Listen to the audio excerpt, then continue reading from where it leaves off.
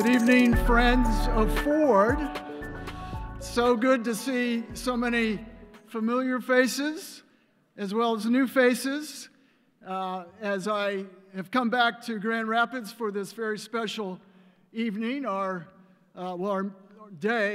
annual trustee board meeting, which was very lively and all about fountains at the at the foundation. No, there's much more than that. But I want to welcome everyone to this kind of a historic evening. This is the first time that we have gathered together in person since 2019, before the pandemic, and it just warms my heart to see so many of you and be able to share this evening, this special evening, face to face. My name is Mike Ford, and I'm past chair of the Gerald R. Ford Presidential Foundation. And this is also very special because we are in Grand Rapids, my parents' home. So this means a great deal.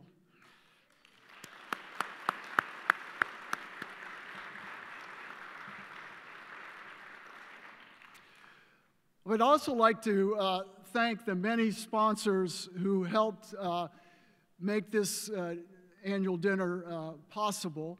And this is, out of the generosity of many people, a great gift to us this evening. And the names of the sponsors are in the program, so you can refer to that. But again, just thank you to all our sponsors for our Friends of Ford dinner tonight. Tonight's Simon lecture includes a fireside chat with, between our Gerald R. Ford Medal for Distinguished Public Service recipient, Secretary Robert Gates, who's with us tonight, and a fellow trustee and colleague, Dr. Roger Porter.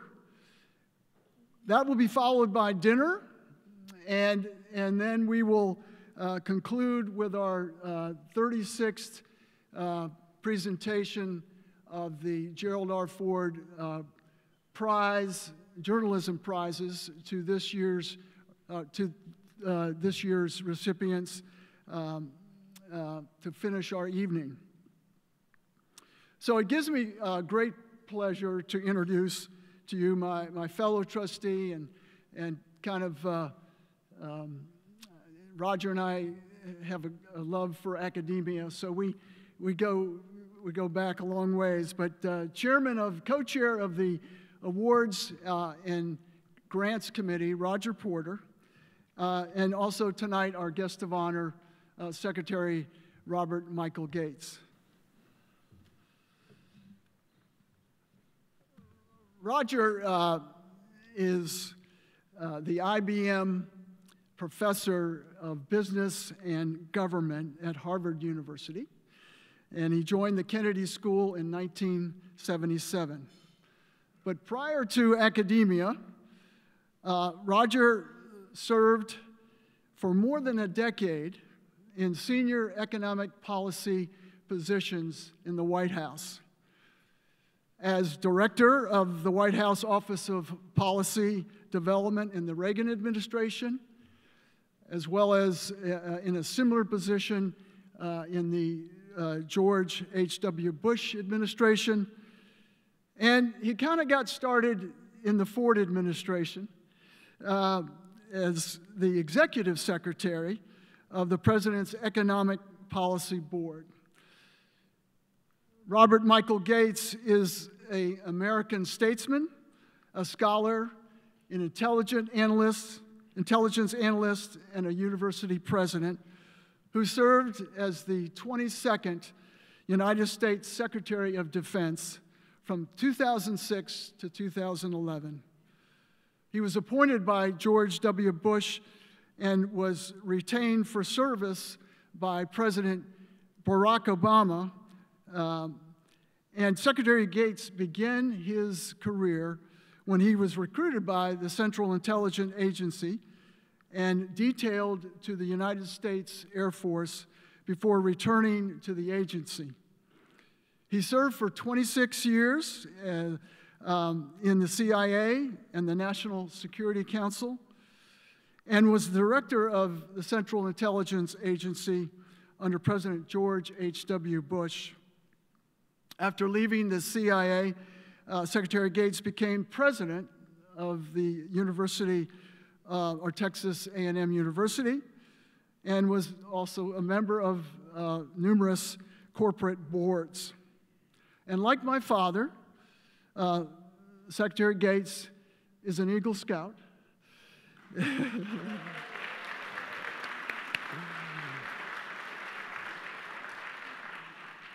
And he is the current chancellor of the College of William and Mary. So each year, the Gerald R. Ford Presidential Foundation awards the Medal for Distinguished Public Service to members who have served the public good for good in private and in public sector. The Gerald R. Ford Medal for Distinguished Public Service recognizes outstanding public contributions by individuals who reflect the qualities, the character that my father demonstrated during his public years of service. Strength of character, integrity, trustworthiness, fidelity to principles in decision-making, sound judgment, decisiveness, particularly during periods of crisis, determination in the face of adversity, diligence, self-confidence balanced with respect for the views of others, and self-discipline in one's personal life. And this year, the awards committee nominated and the executive committee of the Ford Foundation approved Secretary Robert M. Gates as the 2023 Gerald R. Ford Medal recipient award winner.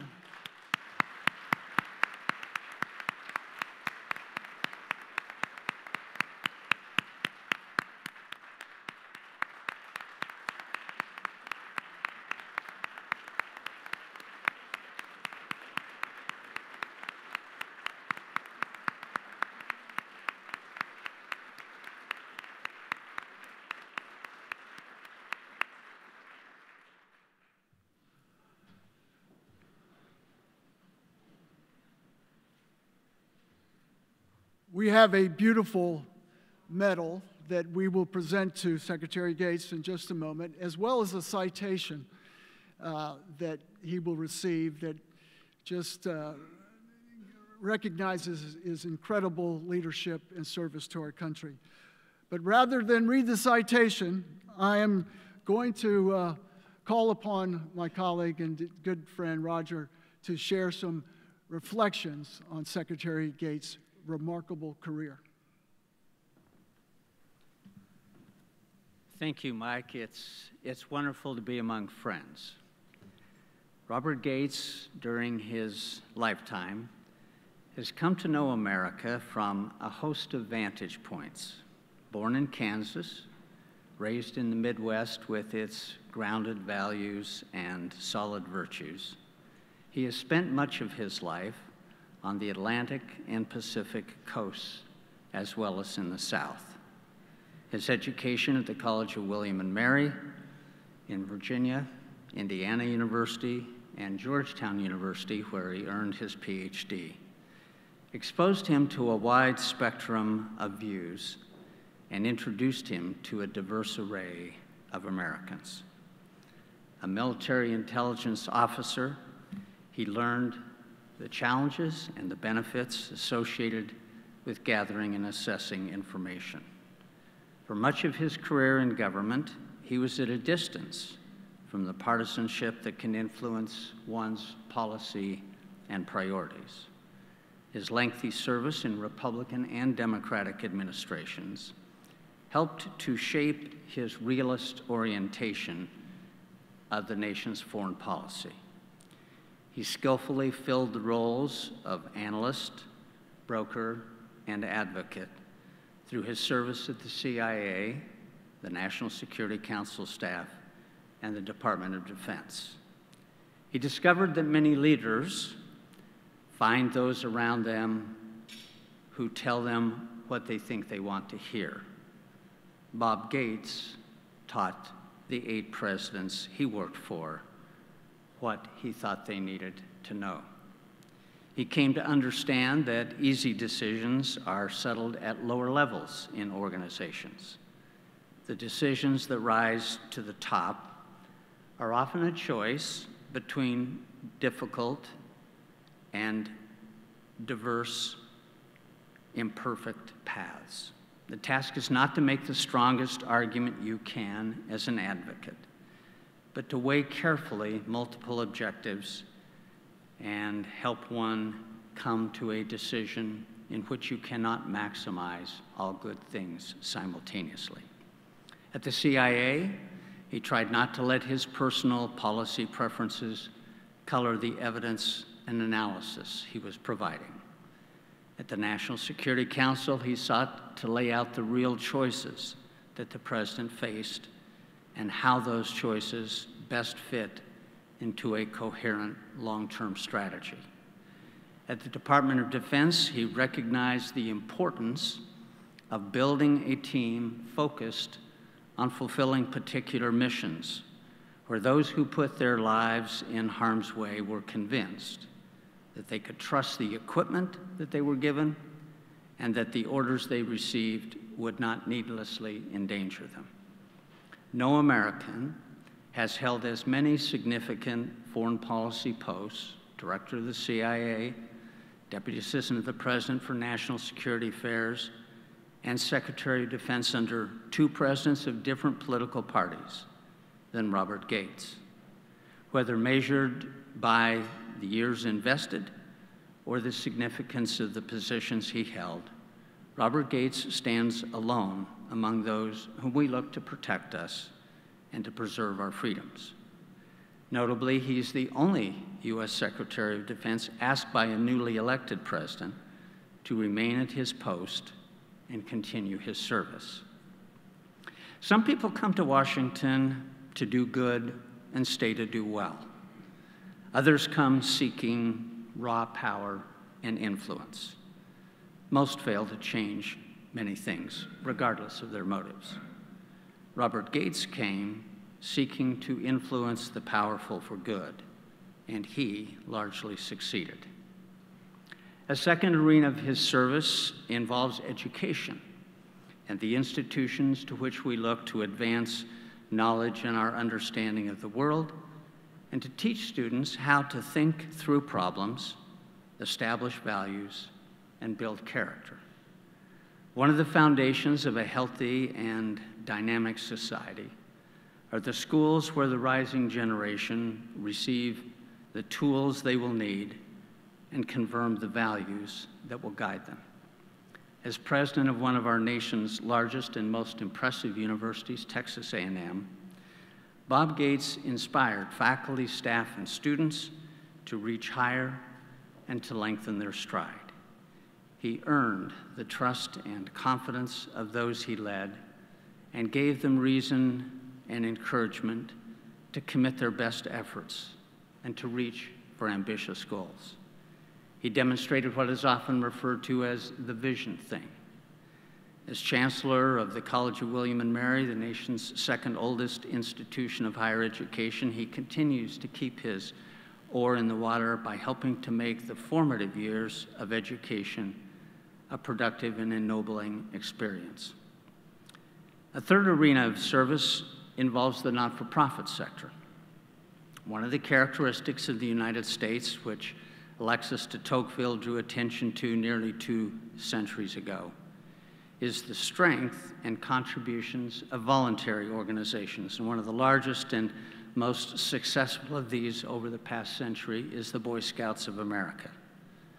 5 U.S. presidents were Boy Scouts.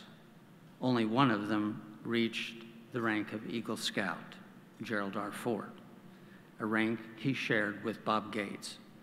Bob went on to serve as president of the Boy Scouts of America's National Council, which serves 2.5 million American youth. He accepted this role at a challenging time because of his conviction that Scouting teaches youth how to set and achieve goals and develop a deep commitment to serve others. The love and light in his life is Becky, his wife of 56 years, and their 2 children. Bob and Becky have chosen to spend their final decades, plural, in a picturesque coastal setting in the state of Washington, geographically far from the nation's capital. Their distance from the halls of national policy is long in miles, but short in the world of modern communication. Bob Gates's views are still regularly sought because he is trusted, experienced, and wise. He has embraced and lived the qualities that the Gerald R. Ford Presidential Medal for Distinguished Public Service seeks to honor. It is a recognition that he truly deserves.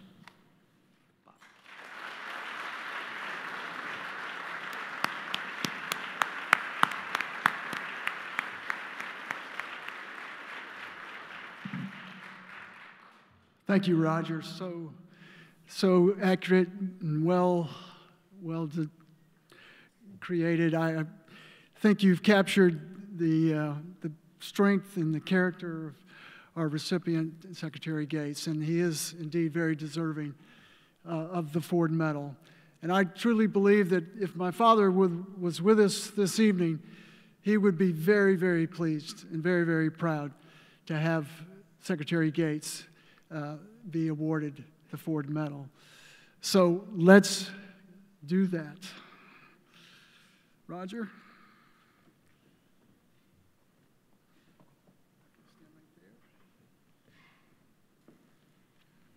On behalf of the Gerald R. Ford Presidential Foundation and the Ford family, I present the Ford Medal for Distinguished Public Service to Robert Michael Gates.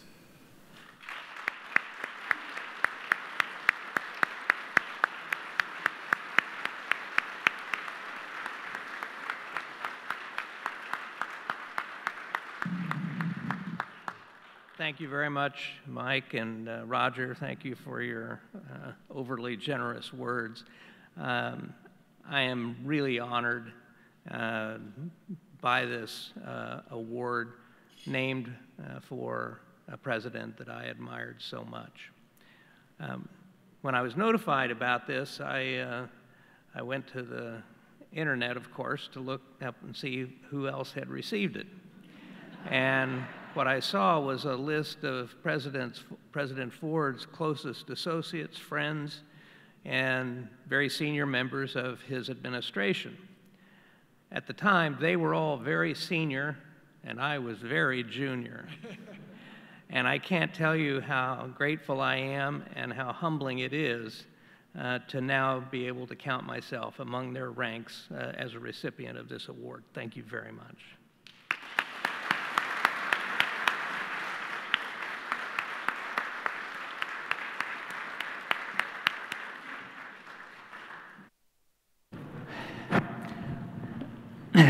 Well, let's begin at the beginning and commence our conversation with you sharing the first time you met President Ford and your initial impressions of him back when you were a young White House staffer in 1974. So I went to the NSC on loan from CIA in April of 1974, 4 months before President Nixon resigned.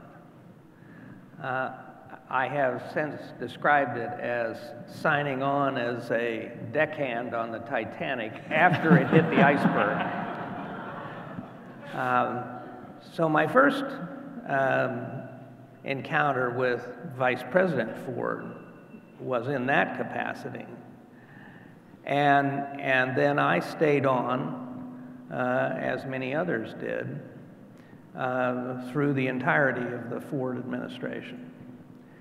And so because I was junior, I didn't really have any face time, as they say, with him very early in his presidency, but within a few weeks, particularly as I began being the NSC representative on advance trips to plan his foreign trips, I would have encounters with him. And I have a photograph of the two of us in the Oval Office. And let's just say we both have, remember it was 1974, we both have remarkable suits on. And we both have very long sideburns. But I think, Roger, my first reaction to him, and especially after he became president and I got to see him in action, was, so I had joined the government. I'd been recruited to the agency under President Johnson, so he was the first of the 8 presidents. And after Presidents Johnson and Nixon, my first reaction to President Ford was, here is a normal human being.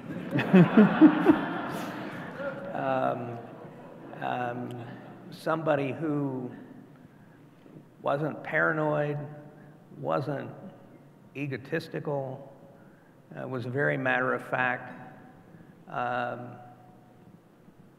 pretty easygoing, although he could be very demanding, and just somebody that you kind of instinctively had confidence in.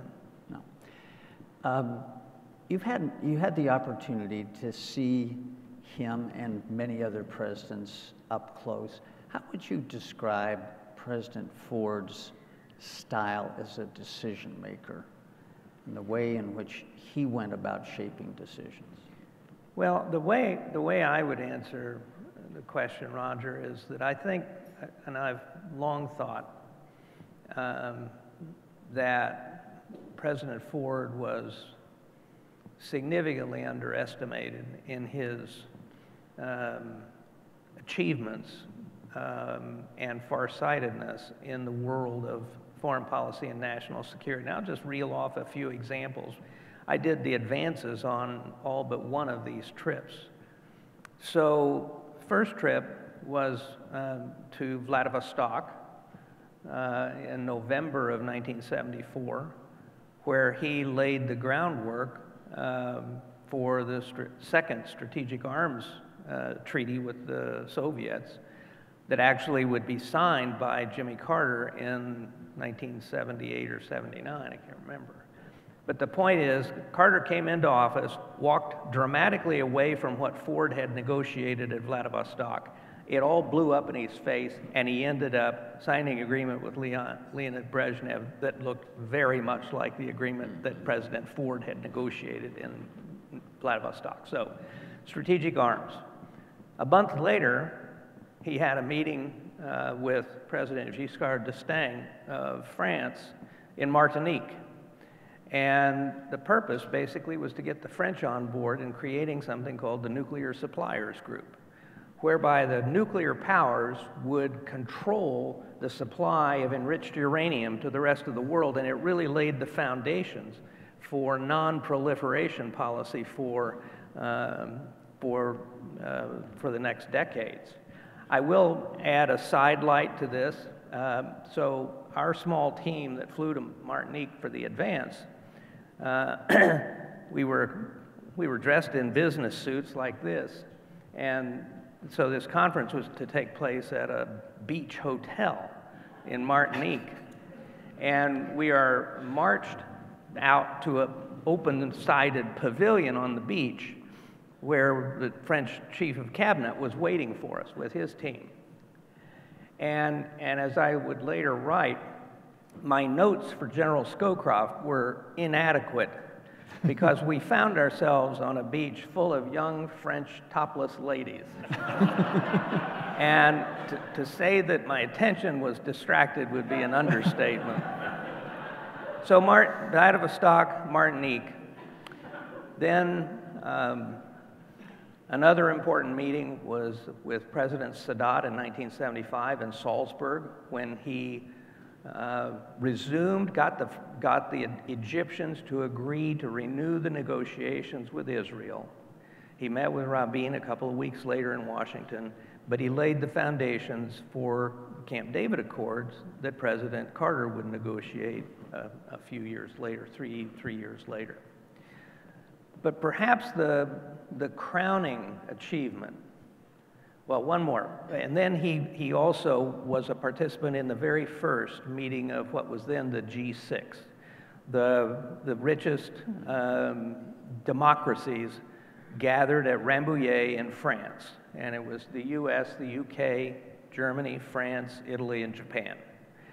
President Ford argued strenuously to include Canada, and the French refused. They said there wasn't enough room in the chateau.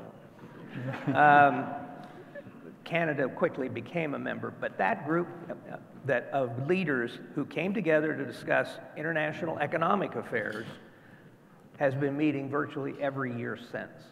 That was 1975. But the final one I would mention, again, of his courage and his willingness to take a chance for what he thought was the right thing to do, was when he traveled to Helsinki at the end of July 1975 and to the Conference on Security and Cooperation in Europe. This agreement was bitterly criticized here in the United States. Many emigres and families from Eastern Europe living in the United States believed that it in essence codified the Yalta agreements that FDR had signed, that this basically codified the Soviet presence in Eastern Europe going forward. Wall Street Journal had a headline said, "Jerry, don't go." The New York Times headline said, an empty and misguided trip. But here's the thing. There was a part of that declaration that the United States insisted on called Basket 3 that called for freedom of movement and ideas throughout Europe. And in signing that, the Soviet government legitimized people in their own countries arguing for greater freedom of movement, human rights, and freedom of ideas. And what we didn't really know at the time was that that declaration, the Helsinki Declaration, really lit the fuse on what would explode the Soviet Empire. Within 4 months, 5 months, the East German police, security services were talking about how much unrest there had been. You saw the rise. Lech Walesa said that because of the Helsinki Declaration, the foundations for solidarity were laid within 6 months of the signing of the declaration. Charter 77 in Prague, Helsinki Watch in Moscow. All of these different dissident groups began their activities within 6 or 8 months of Ford's signing of CSCE. So the irony is the Soviets wanted this conference desperately, fought for it for literally 20 years or more. The United States didn't want to go, didn't want to sign it, signed it, and it ended up starting the path to the collapse of the Soviet Union. So President Ford, in each of these cases, had a vision and a courage and a willingness to go against public opinion and his own political interests, particularly in the case of Helsinki, that I don't think he's ever gotten adequate credit for. No. That was a very long answer, but I wanted to kind of you know, this is a part of his presidency that I think people don't really know about. One of the things that presidents have to deal with, all presidents have to deal with, are crises. And one of the crises that he faced was in, I believe it was May of 1975, when the container ship, the SS Mayaguez, was seized by the Khmer Rouge off the coast of Cambodia. Do you have any recollections of how he dealt with that crisis? Sure. And in this, he had one thing in common with Jimmy Carter, but I'll come to that at the end of the story.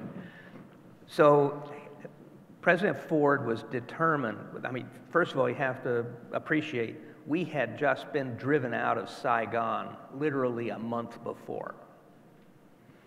The helicopters and the humiliation and so on. When the Khmer Rouge seized this container ship, the president was determined to demonstrate that the United States, to use Nixon's term, was not a pitiful, helpless giant, that we would react to protect our interests and to protect Americans, because there were a lot of American seamen on this ship. And so he ordered the military to take action in terms of rescuing the crew and recapturing the ship. Now, what he had in common with Carter was, again, this is a month after the end of the Vietnam War, and our military was in terrible disarray. And it was a botched rescue. That wasn't President Ford's fault, but the military didn't realize that the hostages had been taken back toward the ship, were in a different location. A helicopter crashed on the mainland and killed a number of servicemen. So it didn't look good, but the fact that he ordered the effort that soon after Vietnam, I think, was indicative of his determination to act decisively, to make a point after our withdrawal from Vietnam that we were still going to protect American interests. The problem that Carter had was that same military in disarray carried out a hostage rescue mission in Iran just 4 years later. And the same problems that then were plaguing our military when President Ford ordered the Mayaguez were still plaguing our military 4 years later, and led to the disaster that took place then. But he acted very decisively. And the other thing people have to remember, again, memories fade. Gerald Ford, more than any subsequent president, paid the price for the lies and the misdeeds of Presidents Johnson and Nixon. Presidential power has probably never been so challenged in modern time by the Congress as it was with the election of the Watergate Congress in 1974 and all the measures the Congress tried to put into place, often successfully, to limit the power of the president to wage war. The biggest example of that was cutting off our assistance to the anti-communist resistance in Angola, also in 1975. So even as President Ford was trying to protect our interests and doing all of these other things, the Congress was on him all the time to try and limit his power. No. Presidents are surrounded by advocates, by analysts, and by brokers or coordinators. You're one of the few people who have seen those three different roles played. In looking at the way in which President Ford dealt with them, how do you see his weighing and balancing those competing interests? Well, I think first of all, the advocates generally tend to be the department heads, mm-hmm. Secretaries of State, Secretary of Defense, and I'll just speak to national security here. To a lesser extent, the director of CIA, but particularly for state and defense, and here's where I think some of them get it wrong. You have to be an advocate for your department. for your people, for your budget, for your programs, and so on. But you also have to be an advocate for the president. And I always said, if you disagree with the policy, a decision that the president has made, you have two choices. You either resign or you support it. You swallow hard and you support it. So where this came home to me in the Obama administration was on Libya. I totally disagreed with the intervention in Libya. By the way, given the situation in Libya today, I think I was right. But then I had to go to the Hill to defend it. And of course, members of Congress were all making the same arguments to me why it was a bad idea that I had made to the president. So that took some careful footwork. But you have to be an advocate for your program and for policies, but you also have to be an advocate for the president's decisions once he makes them. And I've always been a strong believer that if you can't, the people that I can't stand in Washington are the people who disagree, who work for the president, who disagree with a decision, and then try to undermine it from within. That's disloyalty as far as I'm concerned. In terms of the analysts sort of looking at it, the main challenge of the analyst is to try and be as dispassionate in assessing a situation as humanly possible.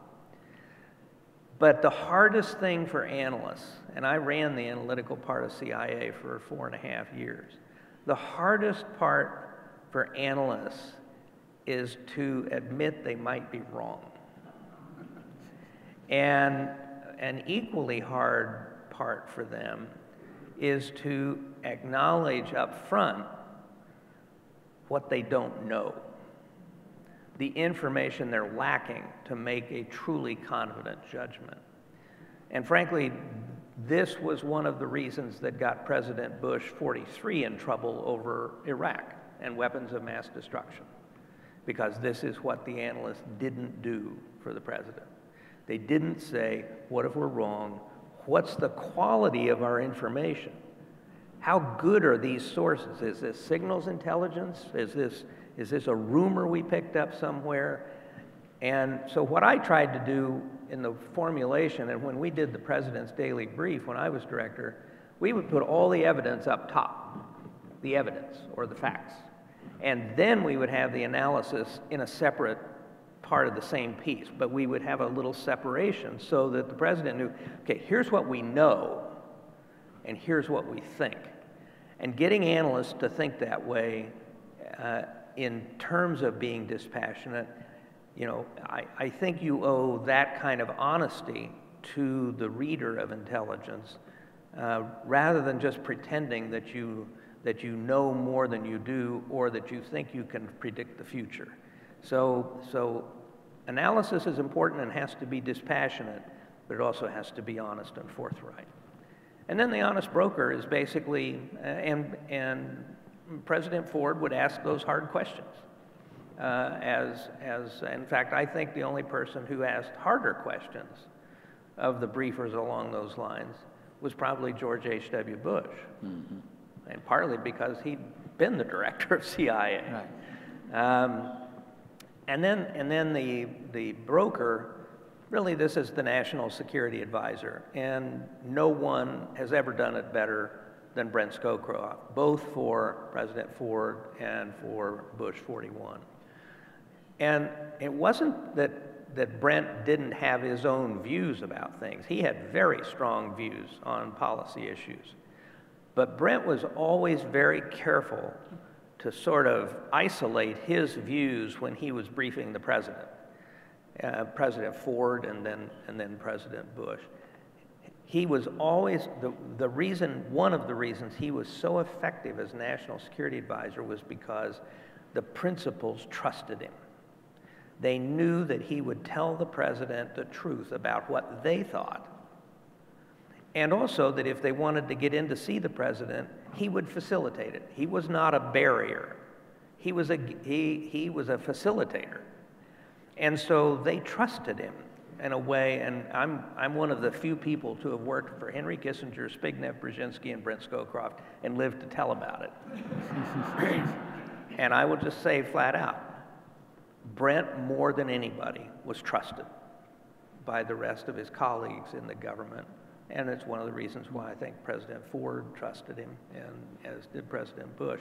But the broker has to make sure that the views of the cabinet officers are honestly presented to the president, and that if there is a decision on a policy matter, that if there is a dissent, that is communicated to the president. That if somebody, and one of the things that Brent and I worked hardest on, and particularly when we worked together in the Bush administration, but I think that he and Bill Hyland worked hard to do under President Ford, was to cut away all of the bureaucratic BS that surrounds every issue, and to try and get down to the core issue. What is the real disagreement between state and defense on this issue? Let's cut away all the turf and all of that. What's the real substantive difference? And let's sharpen that so the president can make a decision. I've always believed the worst thing that you can do for a president is present him with consensus, because it's kind of where everybody agrees to something that nobody actually agrees with. And so the key is, the presidents like to make decisions. That's part of being president. And they like to have differences sharpened in front of them so that they know what the real issues are that they're being asked to decide. So the three roles are very different. Unfortunately, most of the time, it's never as clean, or it's rarely as clean as I just described it. There are too many policymakers who decide to be an advocate against the president that they work for. Too many analysts who pretend to know more than they know, and too many national security advisors who have their own agenda and tend to work that with the president and create problems with the rest of the government. Well, as you pointed out, presidents love to make decisions, and they also love to organize the things around them. And President Ford, in the fall of 1975, reshuffled his national security team, and what at the time, and historians have called the Halloween Massacre. He replaced Secretary of Defense with Don Rumsfeld. He replaced Don Rumsfeld as White House Chief of Staff with Dick Cheney. He replaced William Colby, the CIA director, with George H.W. Bush. He replaced Henry Kissinger as National Security Advisor with Brent Scowcroft, his deputy, keeping Kissinger as the Secretary of State. What do you think led to this decision? And from your vantage point, seeing both before and after, how do you think it made changes in the way in which foreign policy got conducted in the aftermath of it? This daisy chain got started, going back to our previous conversation, through the disloyalty and insubordination to President Ford of Secretary of Defense James Schlesinger. He disagreed with Ford's decisions on the defense budget. He disagreed with Ford's positions on strategic arms negotiations with the Soviets. And what's worse, he went around behind Ford's back to the Hill to try and undercut the president. So basically, Ford decided to fire him for insubordination. Now, little historical footnote, Schlesinger would come back to a cabinet position in the Carter administration as Secretary of Energy, and Carter fired him for insubordination. So if I'm the only Secretary of Defense to be continued in office by presidents of two political parties, Schlesinger is the only one to be fired by presidents of two different parties from cabinet positions. Anyway, another footnote I would tell you, out of the 8 presidents that I worked for, there were only 2 that fired people face to face, Gerald Ford and Jimmy Carter. Everybody else had somebody do the dirty work for them. Yeah. Anyway, so Colby so that set off the chain of Rumsfeld, and because Cheney was Rumsfeld deputy, it was natural for Cheney to move up. Rumsfeld went to defense. Colby basically had earned the hostility of particularly Brent and Henry.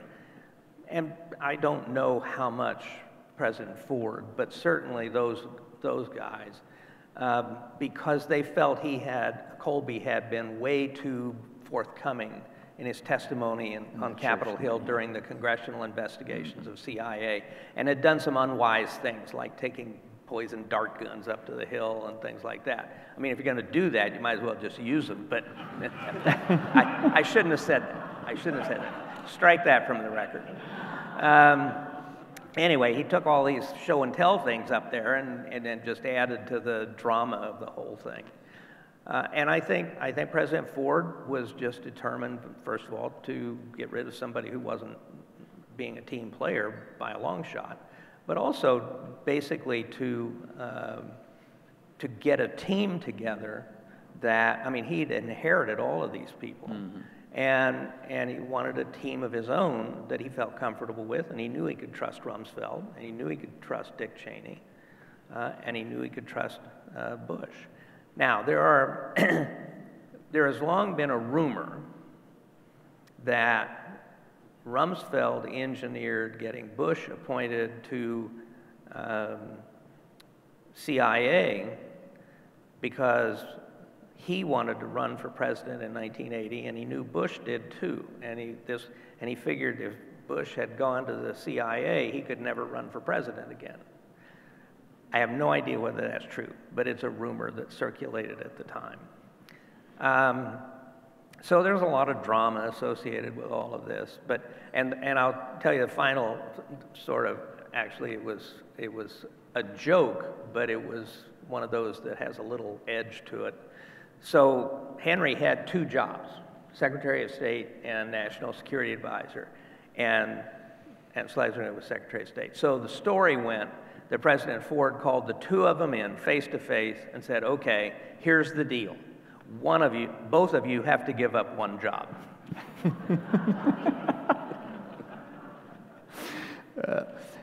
Let's turn for a moment during your long career with what you've perceived as the biggest successes that you have seen presidents make in foreign policy. Where have things, in your view, gone well because of the choices that they have made and the decisions they have pursued? Well, I think clearly for my career, the greatest success that we had was in winning the Cold War. But there are two ancillary successes to that also need to be mentioned.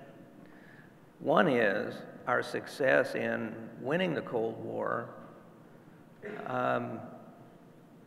but never fighting the Soviet Union, never having a nuclear war.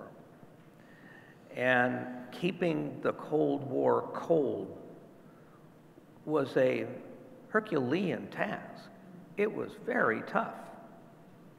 And to have that happen was really remarkable. And then the second piece of it was there is no precedent in history for the collapse of a major empire without a war. None. Except the collapse of the Soviet Union and the way President Bush managed that so that there was no war. So I think those were the biggest successes. There were a lot of others. I think the Camp David Accords in the Middle East. I think there have been a number of others. There have been some pretty obvious failures, but I think those are the biggest successes that I would point to during my career. You and I have discussed before the decision-making that George H.W. Bush did in response to the Iraq invasion of Kuwait. You were a member of what was called the Gang of Eight, but you chaired the group, the deputies group, that reported to the Gang of Eight.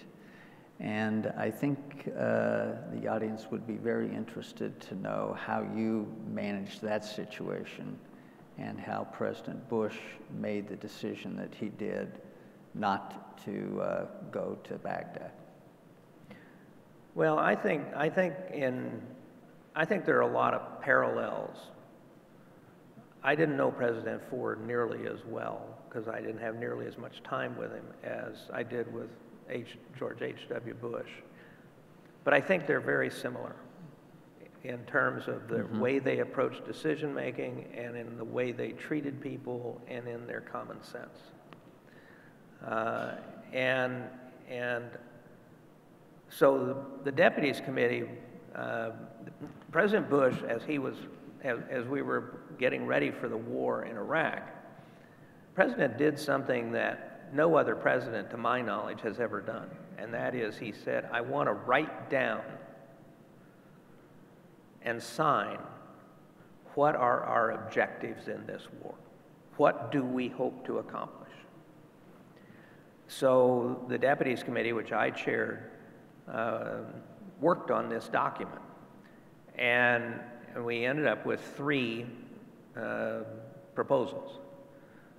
The first 2 were easy and were agreed literally in the first meeting. One was to get the Iraqis out of, to eject the Iraqis from Kuwait. The second was to destroy the Republican Guard as an offensive weapon of the Iraqi government.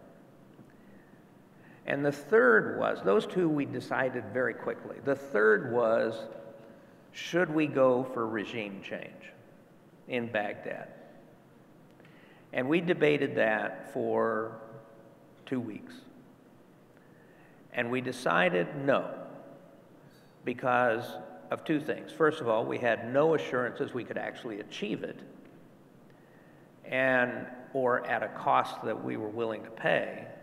And second, the president was convinced that it would blow up the international coalition, and no one would want, because we had broken our word in terms of what he was trying to make our objectives consistent with the resolutions the UN Security Council had passed. And he was convinced that if we violated that, people would never agree to ally with us again. And he signed that piece of paper. And Jim Baker and I used to joke, for 10 years after that, every time Jim or I'd give a speech, the question would always, why didn't you go on to Baghdad? After March of 2003, we never got that question again. I think everybody kind of understood. And Bush understood. I mean, he was not a military strategist, but he just instinctively understood the importance of knowing when to quit in a conflict, of when to stop. And people can argue for a long time whether we should have done that or not, but I think the uncertainties were such that he made the right decision. The world today is a very different place than it was 40 years ago, and indeed even 20 years ago. What do you see as the principal challenges that we as a country face in the world today as we know it? Well, Roger, I'm going to divide my answer into 2 parts, because the first part has to do with this country. And, we've always had polarization in this country. The things that were said in the Jefferson-Adams race in 1800 would fit right into a presidential campaign today. It was just as ugly and just as nasty. But what has changed, and I think, here I'm sort of fortune-telling, but I think what would dismay President Ford the most about right now is that if somebody disagrees with you now in the Congress, they don't just disagree with you, they're evil.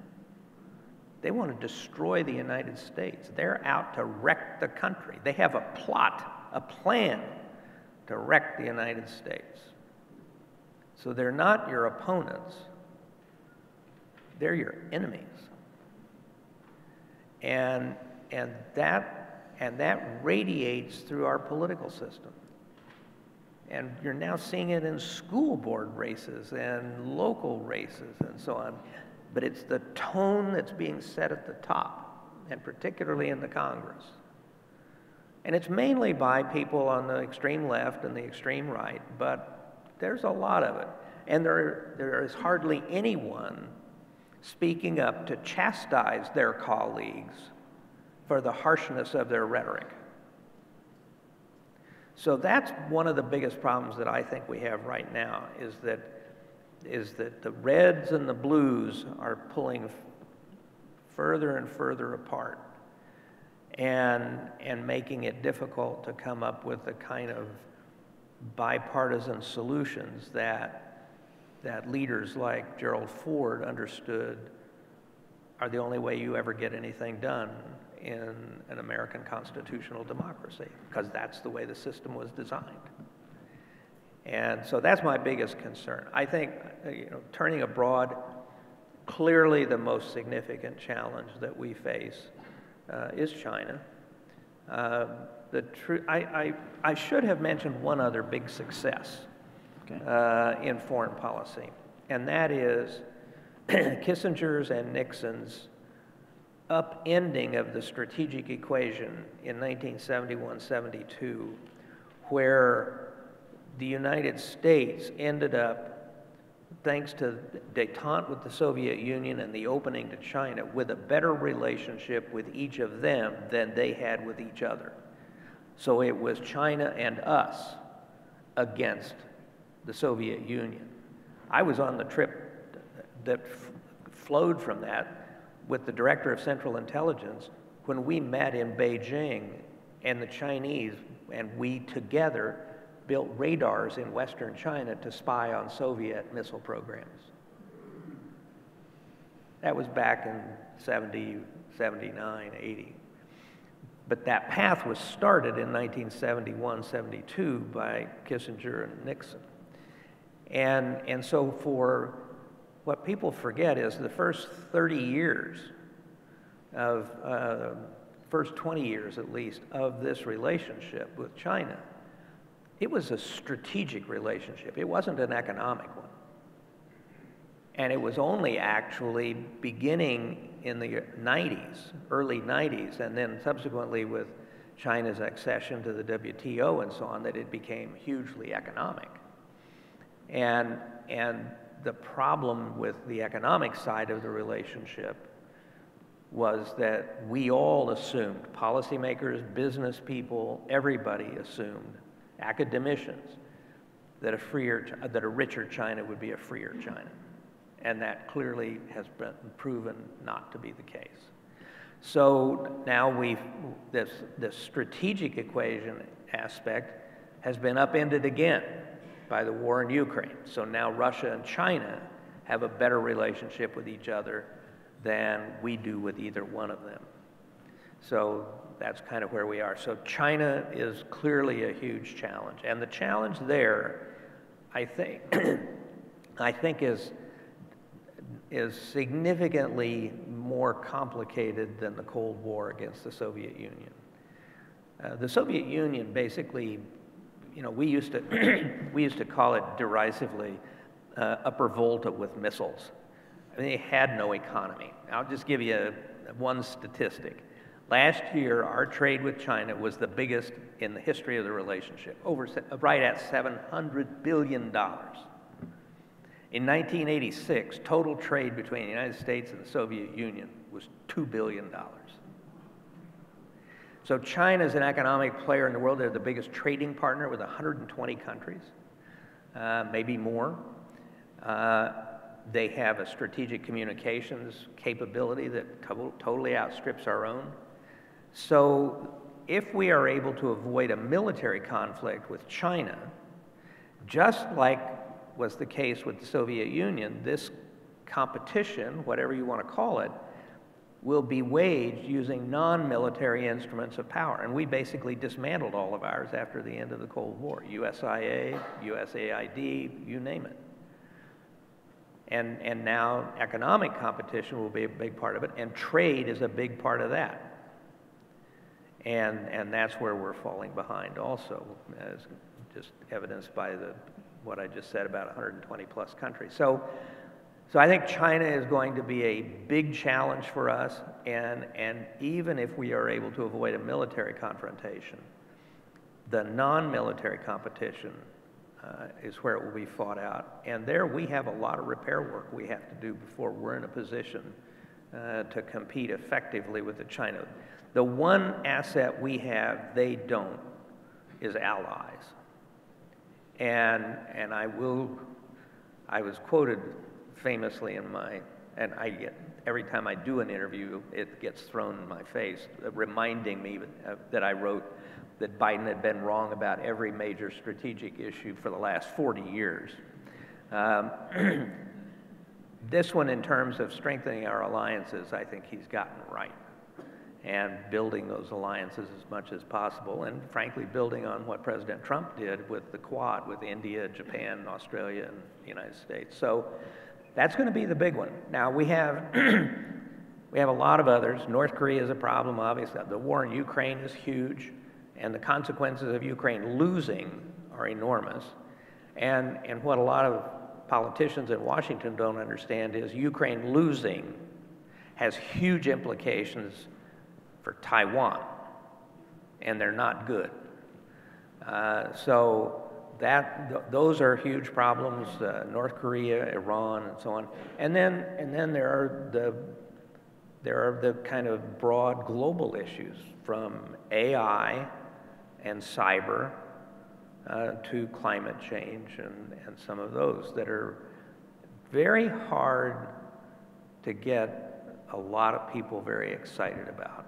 And partly because I think a lot of people don't know very much. Mm-hmm. And when it comes to AI, I count myself as one of those.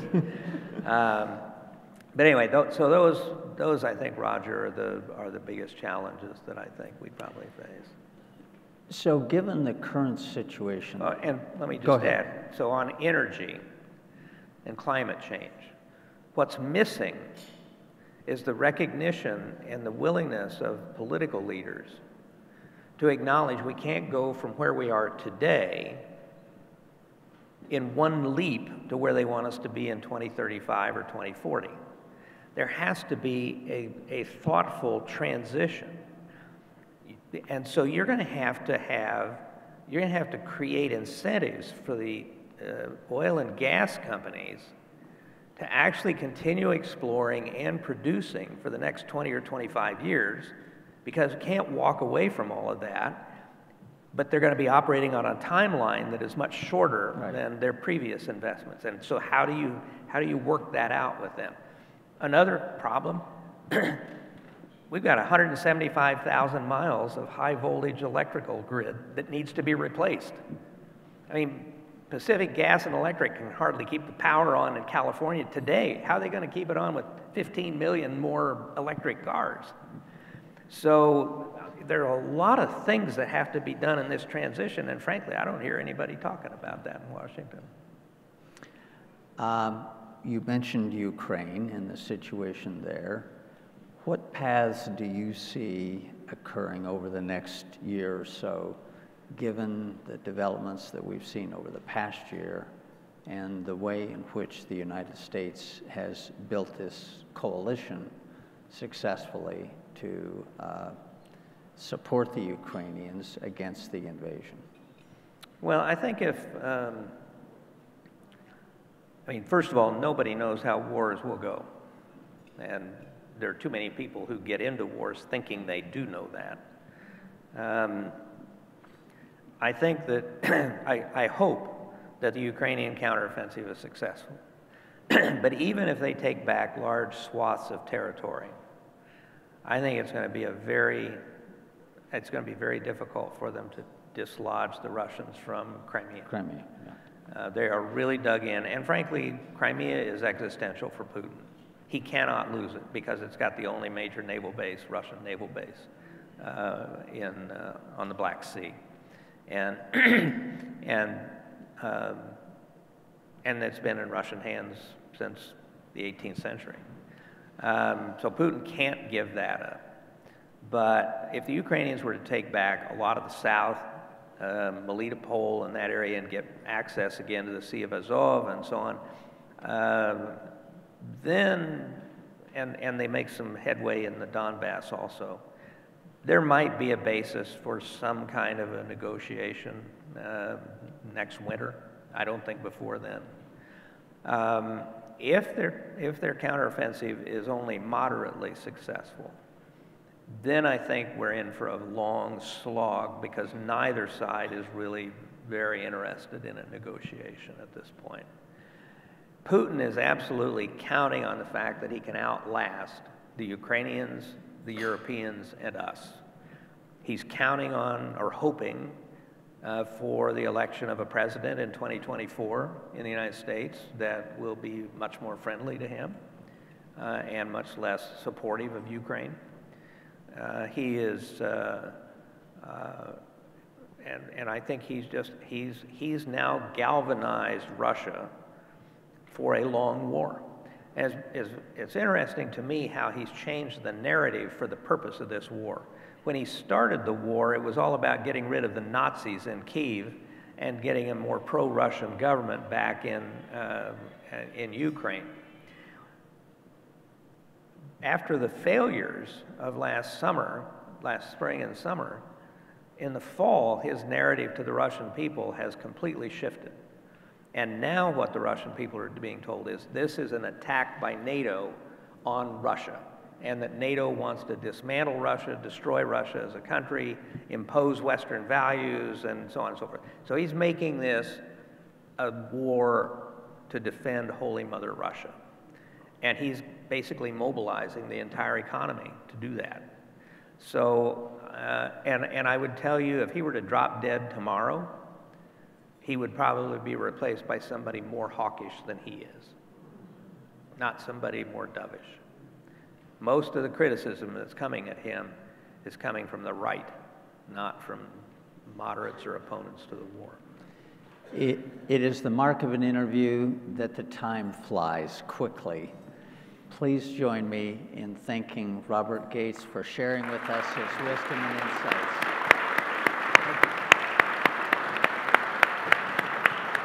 Thanks, Roger. Great job. That was fun. Thank you. Good evening. Again, my name is Mike Jannerdo, and I happen to have the good fortune of being the chairman of the Ford Foundation. And it's so good to see everybody here in Grand Rapids. We have this annual event over all these years, and we normally fly into a city called Washington, D.C. You may know where that is, but it's really nice to have this event here in West Michigan and Gerald Ford's hometown. And what a way to celebrate, and start it off with recognizing Bob Gates for all of his years of service, and what a great story he helped share with us about all the wonderful things that President Ford did and his accomplishments. So we're pleased to have that opportunity tonight. And Roger Porter, he got the opportunity to interview him, and not only did he get that opportunity, but he had a lot to do with the selection as the chair of the Awards and Grants Committee. So Roger, you can come join me up here again, and we'll go through the next two awards. And in looking at this, the tradition started a long time ago, and in selecting the Journalists Awards, we have a special committee, and that committee does a lot of work and research and background and reading to make decisions on who should be recognized. And chairing the president's judging on the panel for the is John McConnell, and chairing the National Defense judging is Pamela Trimmel. And so the other judges who served with them are Michael Champness, Heather Devers, Jennifer Elisa, Paul Hanger, Rob Holtzen, Bill McBride, Candy Nelson, Dave Olive, Mark Roselle, Karen Skrokoff, Mark Truman, and Debbie Van Staal. So if we can recognize them for serving as the judges.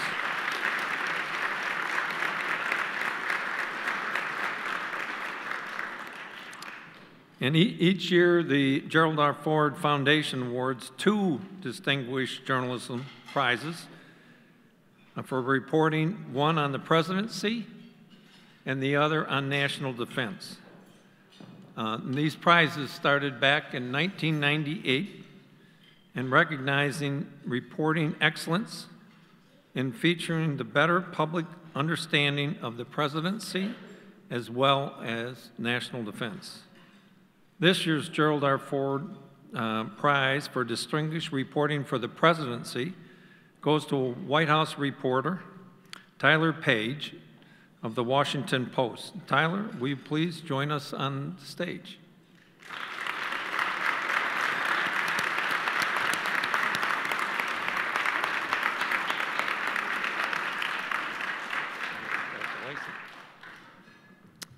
In the second year of the Biden administration, Tyler Page at the Washington Post provided a standout coverage on the valuable perspective and important contributions to the historical record of the presidency.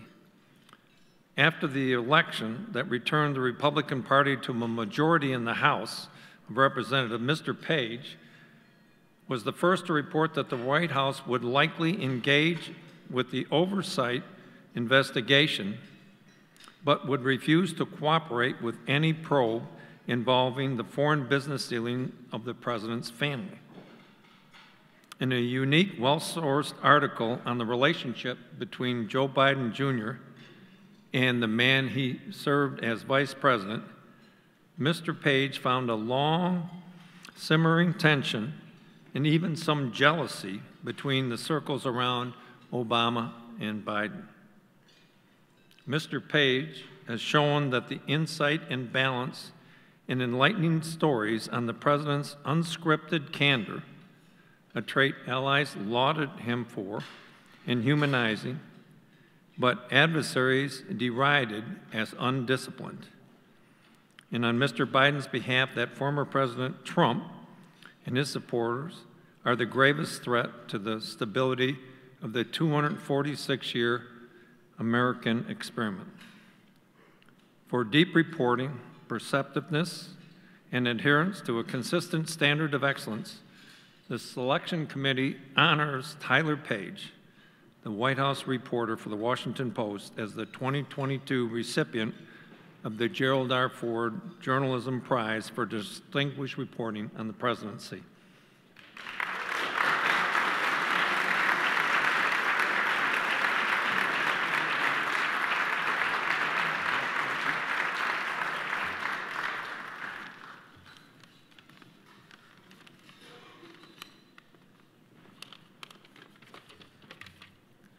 Thank you, Roger and Mike.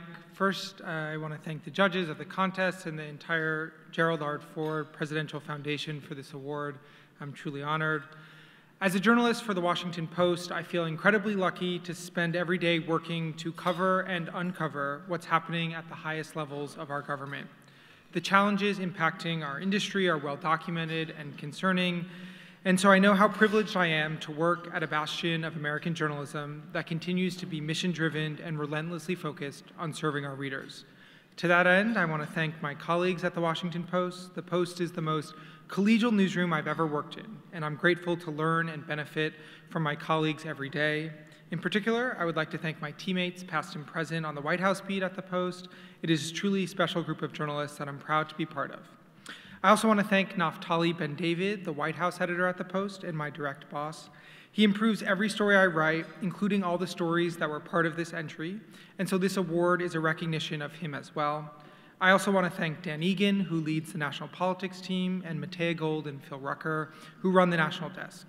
Their leadership makes the Post the premier destination for all coverage of American politics, and I'm grateful to be part of their staff. Lastly, a few personal thank yous. Thank you to my incredibly supportive girlfriend, Hannah, who is joining me here tonight. Thank you for coming along this crazy journey and everything you do to bring joy into my life.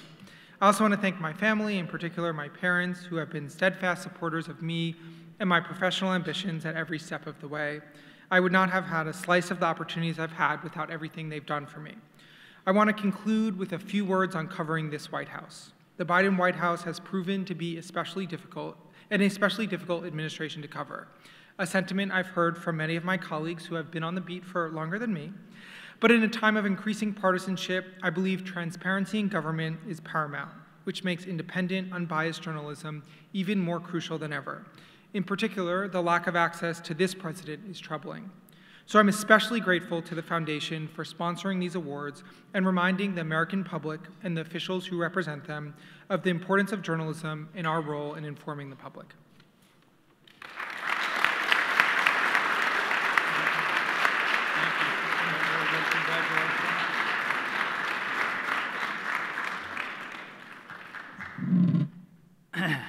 On occasion, when the situation warrants, an honorable mention is given. And this year, we're pleased to announce that Patricia Keim and Rebecca Keel from Military.com are receiving honorable mention recognition for distinguished reporting on national defense. Patricia and Rebecca, would you please join us on the stage?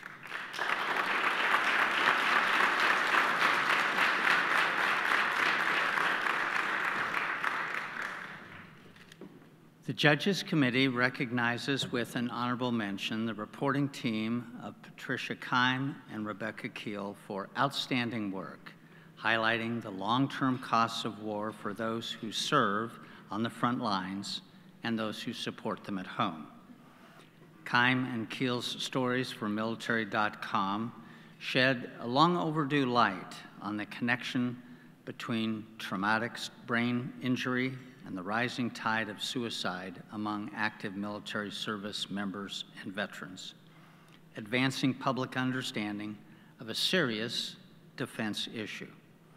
These articles artfully wove together revealing statistics, gripping personal accounts, and reactions from authorities working to find solutions to this crisis. The reporting team focused readers' attention on the individual impact of bureaucratic paralysis as government officials debated next steps, delays that adversely affected soldiers and veterans seeking help. This series also explored groundbreaking treatments and therapies in which some military sufferers have found relief.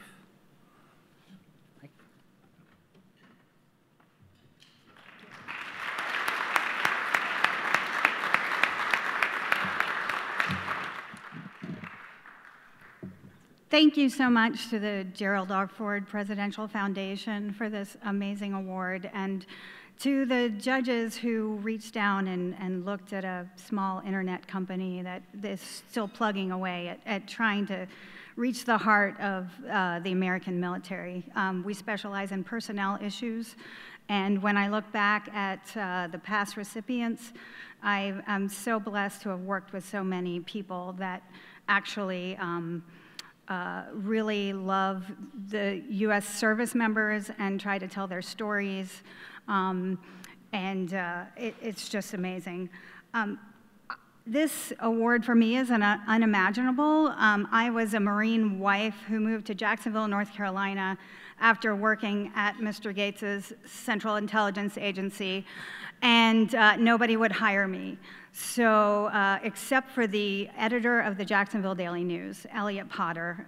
So I want to thank him. I need to thank my current editors, which I'm sure Rebecca will do, Zachary Fryer-Biggs, and Travis Tritton, and a copy editor that we have, who's just fabulous, Katie O'Hara, which I think the Washington Post recipient also worked with. Finally, just in conclusion, I would like to remind people that there are journalists out there who are giving their lives for this, for the free press. And if you don't know who Austin Tice is, he's a former Marine, an independent journalist who's now been in captivity for 11 years in Syria. And if you have it in your hearts to call your lawmakers and ask them to please work a little harder to get Austin home, we would greatly appreciate it as journalists. Thank you so much.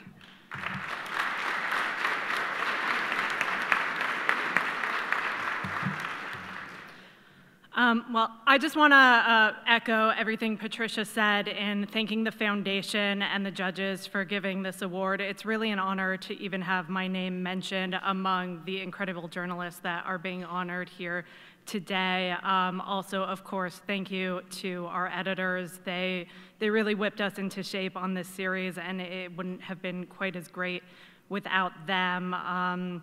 You know, for me, I think the best part of being a journalist is getting to tell people's stories and to hopefully through those stories enact change. And I think that's what our TBI series was all about. So I also really want to thank our sources for trusting us to tell their stories on this, because it's not easy to talk about issues of sickness and suicide. So thank you very much to them. Thank you to my parents for always supporting me in everything that I do and supporting my journalism career. And I also want to give a thanks to Patricia. She was really the real rock star on this series, and I just feel so honored to be able to get to work with her and to learn from her experience every day. So thank you. This year's award for the Gerald R. Ford Journalism Prize for Distinguished Reporting on National Defense in 2022 goes to Dan Lamothe of the Washington Post. Dan, will you please join us on stage?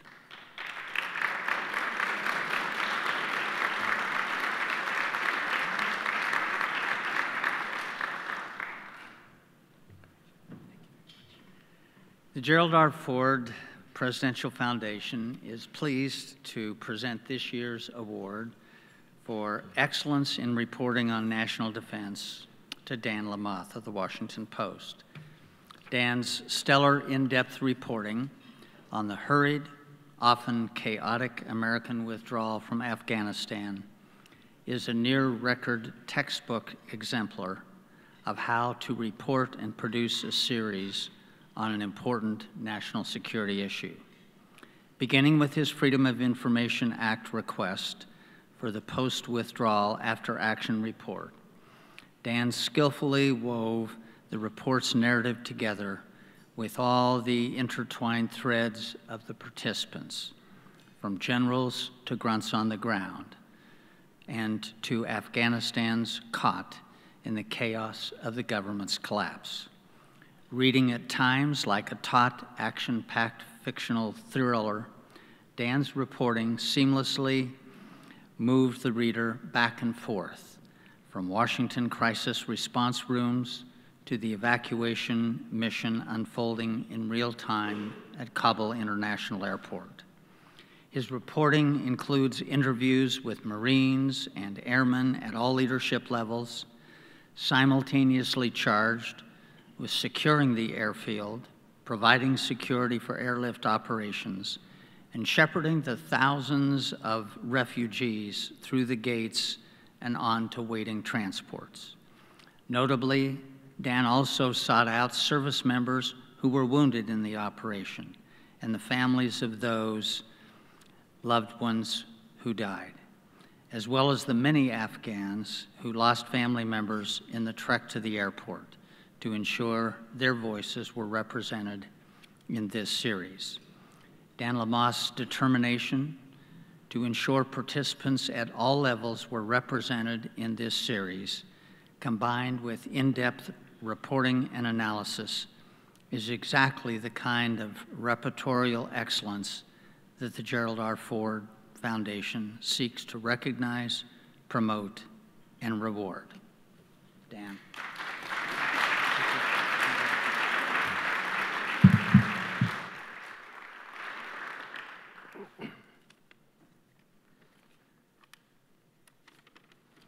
Good evening, everyone. Thank you. Thank you very much. Thank you to the Ford Foundation for this prestigious honor. Thank you for the judges for your hard work. I know these are long endeavors to work through these submissions. I appreciate President Ford's legacy of service and transparency with the American public, something that came through loud and clear while visiting the museum across the way this morning. I'd like to thank my family especially my wife, Katie.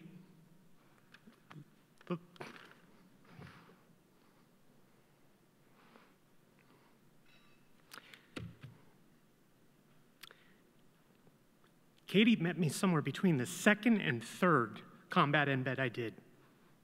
I was in a tough spot. I will forever be thankful for your love and support. I'd also like to thank my colleagues at the Washington Post. Tyler mentioned it. It's the most collegial newsroom I've ever worked in. I'd especially like to thank my editor, Andy DeGrandpré, a former recipient of this award, Alex Horton, my tag team partner covering the Pentagon, and Rena Flores, an audio producer who followed me for parts of this project so that we could capture the audio of these service members who went through quite the ordeal. I also need to recognize the service members who shared with us their stories, on the record, sometimes through tears. This was a very difficult topic for many of them to discuss, and I am deeply grateful for their willingness to speak up, speak out, and share when many of their colleagues were uncomfortable doing so. One of my guiding principles has always been, whenever it makes sense, to cover the U.S. military from the bottom up rather than the top down. It's an effort to make sure that the views of our senior leaders are heard by the American public right alongside the lived experiences of our rank-and-file troops. Doing so requires them to make a leap of faith, to talk to me as a stranger, as a journalist. I know that isn't easy, and I am deeply grateful to those who did. Thank you all once again. I appreciate it.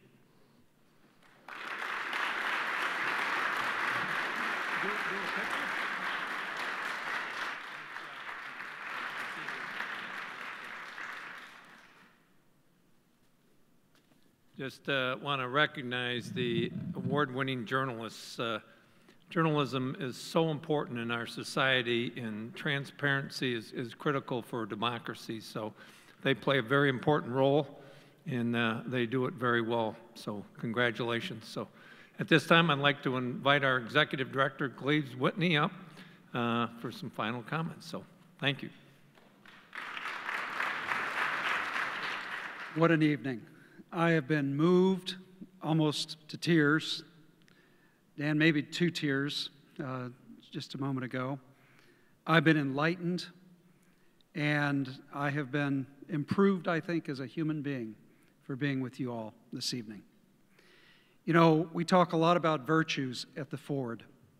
The Ford Foundation takes as its example President and Mrs. Ford and a life, 100 years of collective public service, a life that showed vulnerability, brokenness, very, very difficult times, but never, not once, a scandal.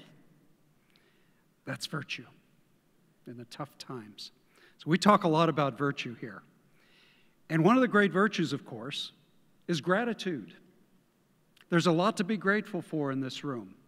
I'm looking at Secretary Gates in an absolutely wonderful, enlightening interview with Roger Porter. Thank you both. I'm looking at 4 very talented journalists. Thank you so much for your work. You're right. Our democracy would die in darkness without the enlightenment of our journalists. I'm looking at our trustees who give so much of their time to make sure that the Ford Foundation is the best that it can be. Thank you all.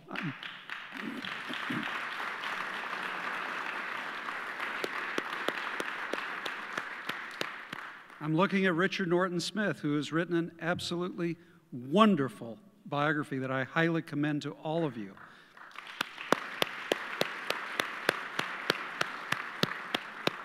I'm looking at the Ford family out here. Bob, Karen, Greg, Carla, thank you so much for being involved. You're the next generation, and you've got to get your friends in here so we fill up our auditorium with your generation.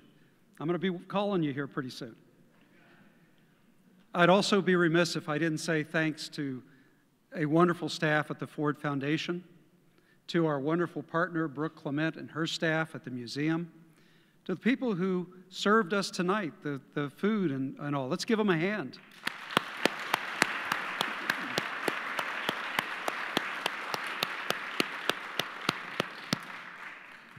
Now, a small token of appreciation to all of you who are here, as we have a Christmas ornament to give you. So just pretend it's getting close to the Christmas season now. And the beautiful thing about that is there's a convergence. So here we are entering all the 50th anniversaries, as you know, these signature anniversaries in the Ford's life, which I think sets such a great example for our country. But at the same time, in the cycle of Christmas ornaments put out by the White House Historical Association, we have President Ford's time coming up. So you're going to get an ornament which has all the little symbols that were meaningful, and the Ford family had a great hand in designing that ornament. So it's really a neat thing for you to take home. Now, I think it's only appropriate, since we're launching this marketing campaign, you're starting to see it. If you've been out to the airport, you're seeing Ford memorabilia out there. If you're driving in on I-96, you're starting to see billboards that have this Ford 50 logo. If you're walking around downtown now, you've got the Ford banners, the street banners, hanging off the light posts. And if you come to the museum, you'll see the Ford 50 huge building decal. It is really cool, right off the banks of the Grand River. So do come by the museum and see that. And I'd like to just give you a little snippet of this marketing campaign, which we're very excited about. And I think somebody's going to push a button and we can see the 1-minute reel.